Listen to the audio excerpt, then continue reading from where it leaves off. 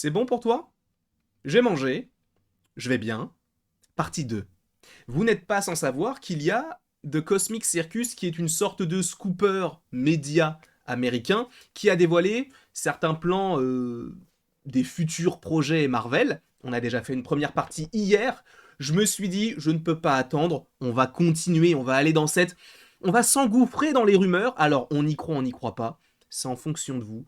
C'est vrai qu'il faut quand même avoir un certain recul et se dire qu'il y a des choses que cette personne peut dire qui n'arriveront véritablement jamais. D'accord? Il faut quand même se le dire, parce que ce n'est pas parce que lui ou elle le dit que c'est Marvel qui a prévu ça, d'accord? Ce sont des échos, on peut y croire, on peut ne pas y croire, et en plus, il est possible que tout ce qui est dit là soit 100% vrai, mais que cela n'arrive pas, puisque certaines choses peuvent changer. Il y a des choses qui sont imprévisibles, comme par exemple, je ne sais pas, le Covid, par exemple, qui a changé pas mal de choses, et qui a bouleversé tout le MCU. Donc, voilà, ne prenez pas ça comme argent comptant. Cela ne veut pas dire que cela va arriver, mais que cela pourrait arriver, et que c'est plutôt fiable.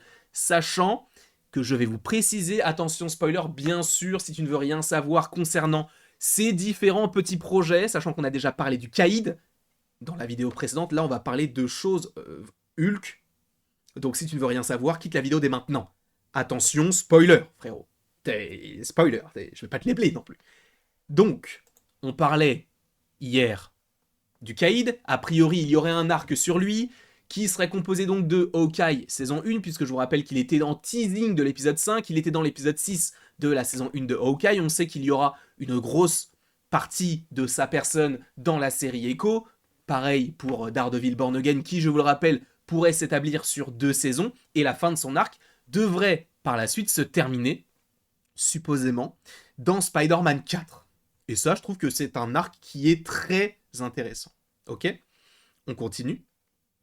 Hulk. Et une guerre mondiale. Un orque naître. Oh là là, frérot, la lecture, c'est pas mon fort. Un autre arc narratif, qui sera l'un des principaux objectifs du MCU, sera le sujet de la politique mondiale. La solution diplomatique des accords de Sokovie n'a pas réussi à maintenir la paix mondiale, alors que les tensions encore mondiales ont continué à augmenter avec l'augmentation progressive du nombre d'individus dotés de super pouvoirs et d'événements méta-humains dans le monde. C'est pourquoi les gouvernements cherchent activement des moyens de contrecarrer ces menaces potentielles à l'avenir. Certains pays rechercheront des matériaux et des éléments pour développer des armes capables de désarmer les méta-humains, par exemple en utilisant la technologie Stark et en exploitant des éléments comme le vibranium et l'adamantium. Alors, premièrement, certains pays rechercheront des matériaux et des éléments pour développer des armes. On te parle de la technologie Stark. Je te rappelle qu'il y a possiblement Damage Control qui possède maintenant la technologie Stark. D'accord? De plus, des pays qui cherchent des matériaux, c'est exactement ce qui se passe dans Black Panther Wakanda Forever. De plus, on te parle de vibranium et d'adamantium. Le vibranium, c'est quoi? C'est le métal qui a fait le bouclier de Captain America. C'est là où tu as... Enfin, il se trouve principalement, du coup, soit dans les océans avec Talocan, soit avec le Wakanda. Et c'est encore une fois le principe même de Black Panther Wakanda Forever. Sauf qu'on te parle d'adamantium, qui est le métal de Wolverine. Sauf que l'adamantium, c'est également le métal qu'on devrait dans le MCU trouver sur le céleste Tiamut dans Eternals. Donc on commence à raccrocher un petit peu les wagons. Et là, donc on te parle d'un arc avec The Falcon and the Winter Soldier, qui évoquait justement ceci. Alors, est-ce que Sharon Carter aura un rôle à jouer? Je vous rappelle qu'elle est Power Broker et que la scène post-crédit te tease le fait qu'elle est au gouvernement, mais peut-être qu'elle va vendre au plus offrant. Donc ça peut être assez intéressant à évoquer. On te parle de She-Hulk avocate. Alors là, pour le coup, c'est plus par rapport au méta-humain, le fait que justement, elles doivent défendre ou non ces personnes-là. Je vous rappelle qu'il y avait Immortal Man, il y avait plein de super-héros un petit peu partout. Donc ça, c'est l'avènement de tout ça. Et donc, on veut se protéger par rapport à ça, selon le gouvernement. C'est pour ça qu'on te parle de, bon là, il y a écrit coup de foudre, mais c'est Thunderbolts. Tout simplement, les Thunderbolts. Ok? Qui sont dirigés par qui? Valentina Allegra Desfontaines, qui est dans The Falcon and the Winter Soldier, qui est également dans Black Panther Wakanda Forever. Après, pour le reste, elle n'y était pas. Sachant que dans Secret Invasion, on te parle de certaines politiques, ou en tout cas certains pays qui vont supposément s'allier contre des ennemis de part et d'autre, et en plus de ça, on te parle des Skrulls, tout ça. Bref, ça c'est pas vraiment en lien avec les Skrulls par rapport à ça, mais en tout cas, il y a également Captain America, Brave New World. Pourquoi? Eh bien tout simplement parce que Tiamut, le Céleste, on devrait le voir dans ce film-là. Et tout l'enjeu de ce film, ce serait que les gouvernements chercheraient à aller sur le Céleste pour récupérer ce métal qui n'appartient entre guillemets à personne. D'accord? Donc ça, c'est ce qui serait évoqué donc dans un arc un petit peu plus politique que j'apprécie beaucoup. Alors encore une fois, on apprécie ou pas She-Hulk, on apprécie ou pas Secret Invasion ou Black Panther Wakanda Forever, peu importe, hein, ce n'est pas le sujet. En tout cas, là, un arc plus politique serait en lien avec tout ça. Sachant que là, vous le voyez qu'il y a un lien avec les Hulk, avec un S. Pourquoi? Parce que selon nos sources, l'un des derniers éléments critiques de cet arc narratif est le sang de Bruce Banner et Jennifer Walters et leur capacité à synthétiser le rayonnement gamma qui leur permet de se transformer en Hulk.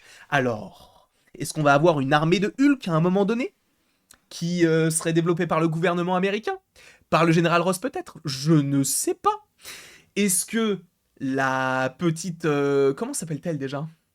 Betty Ross, qui serait de retour dans Captain America Brave New World, deviendrait la Harpie? On ne sait pas.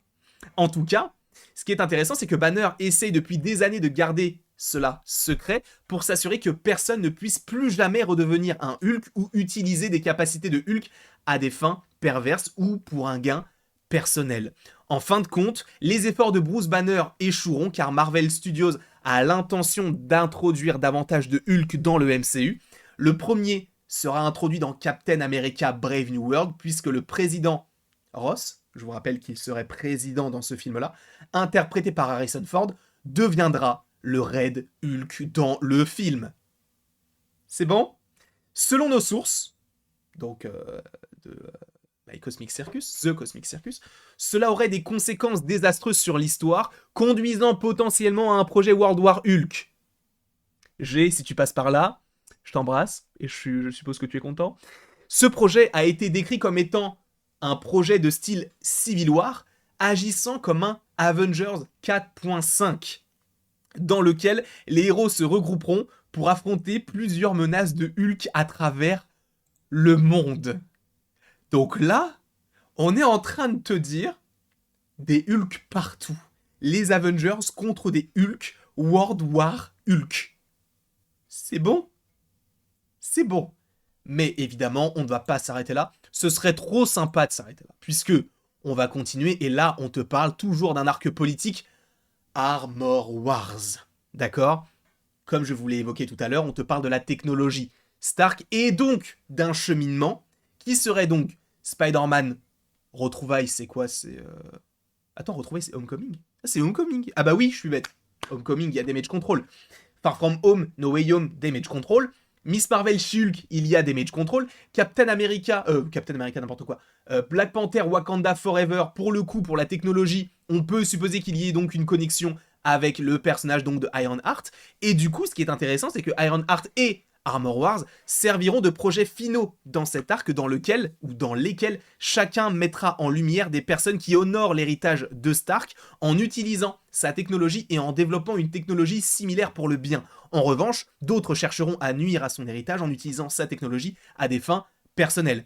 Et nous avons appris de nos sources que les ramifications de l'histoire d'Iron Man tout au long de la saga de l'infini seront un facteur critique dans ces projets. Cela inclut les conséquences de certains de ces méchants notoires tels que Obadiah Stane, Justin Hammer et l'ère d'Ultron, n'importe quoi, Ultron, sachant qu'on te parle possiblement du retour d'Ultron et qu'en plus, Justin Hammer, lui, devrait être également de retour, supposément, par rapport aux comics, dans Armor Wars.